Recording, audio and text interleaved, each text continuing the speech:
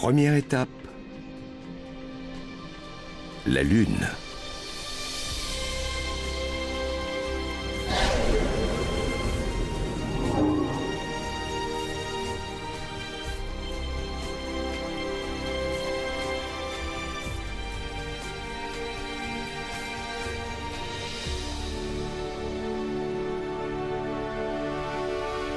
Si de nombreux astronautes ont pu voyager dans l'espace, peu ont eu la chance de marcher sur la Lune.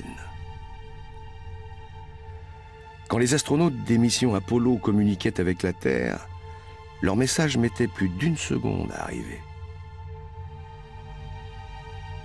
Ils allaient pourtant à la vitesse de la lumière, 300 000 km à la seconde. Ainsi, dans la salle de contrôle, on entendait tout ce qui se passait en léger différé.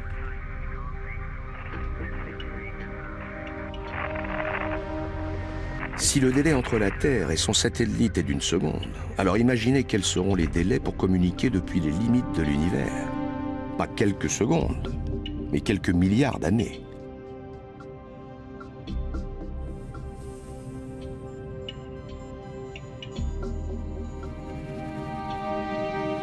À moins de 400 000 km de la Terre, après 3 jours de voyage en vaisseau spatial, le paysage a des airs de champs de bataille désertés, qui auraient été bombardés d'une multitude de météorites et d'astéroïdes.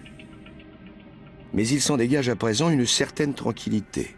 Aucune collision majeure ne l'a affecté au cours de ces derniers millions d'années.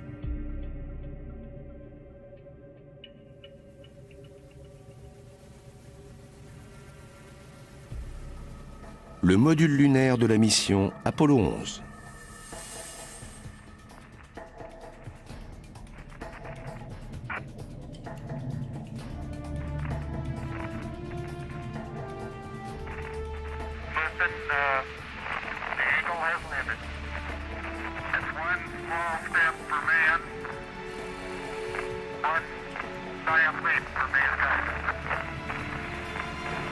Ces astronautes ont pris des risques considérables.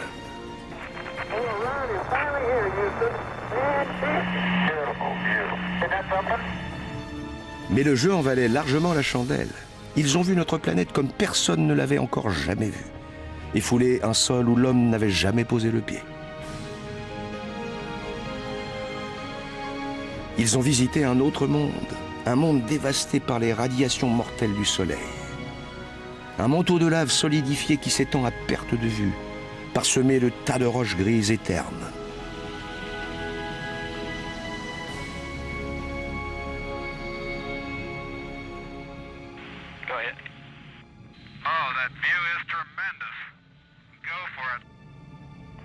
Les astronautes de la mission Apollo ont rapporté des centaines d'échantillons de ces roches pour analyse.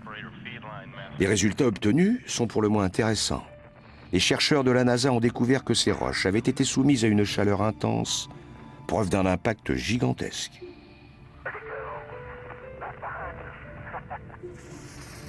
Il y a 450 milliards d'années, une planète errante serait entrée en collision avec la Terre alors en formation, éjectant dans l'espace d'énormes quantités de roches fondues. En s'agglomérant, elles ont formé la Lune. Avant cette découverte, on pensait que la Lune n'avait pas de lien direct avec la Terre, qu'il s'agissait d'un corps céleste capturé par le champ d'attraction terrestre. Or, nous savons maintenant qu'elle est constituée des mêmes éléments que notre planète. La Lune provient donc de la Terre. Les premières empreintes de pas de Neil Armstrong, on pourrait croire qu'elles datent d'hier. Et comme il n'y a pas de vent sur la Lune, elle pourrait fort bien rester intacte des millions d'années.